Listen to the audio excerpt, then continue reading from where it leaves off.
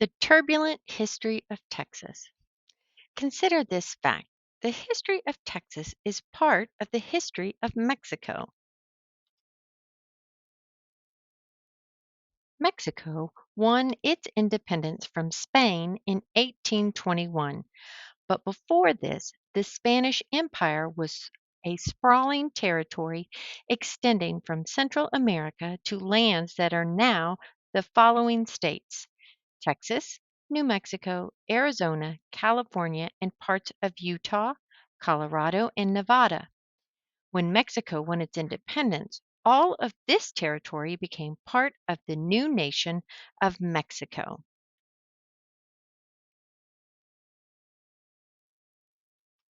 Why is this important? At that time, all of the residents of these lands were Spanish or Mexican.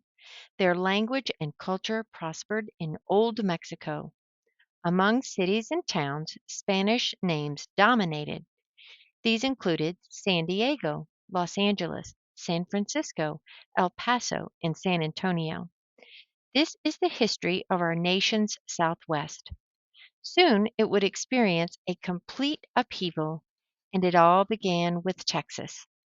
In 1824, Mexico drafted a constitution that made each region an individual state.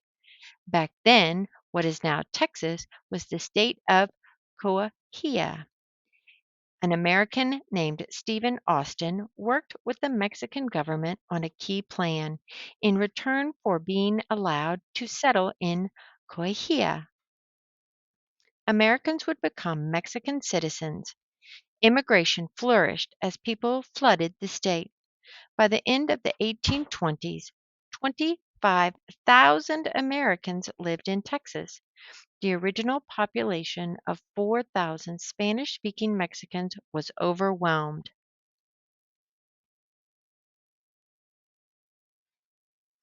10 years later, hostile feelings began brewing among Texans.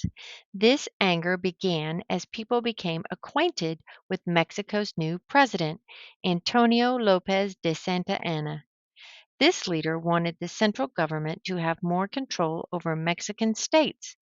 Now, American colonists in Mexico had to pay taxes and other fees.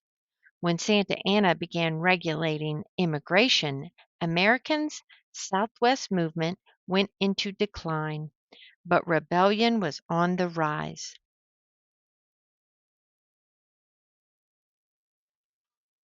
Santa Anna retaliated by sending troops to Texas.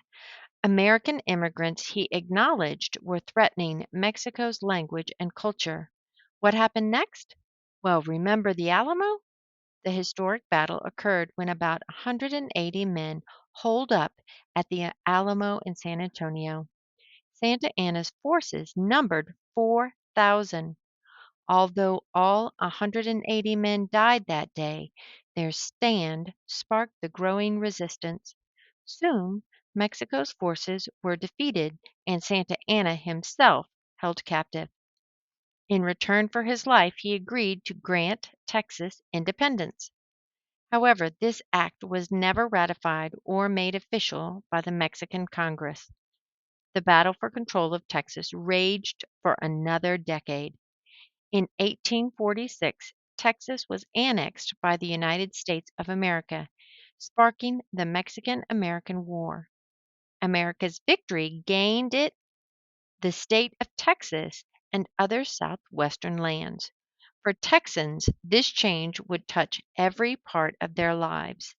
In the Southwest, this history still lives on in the issues that affect residents today.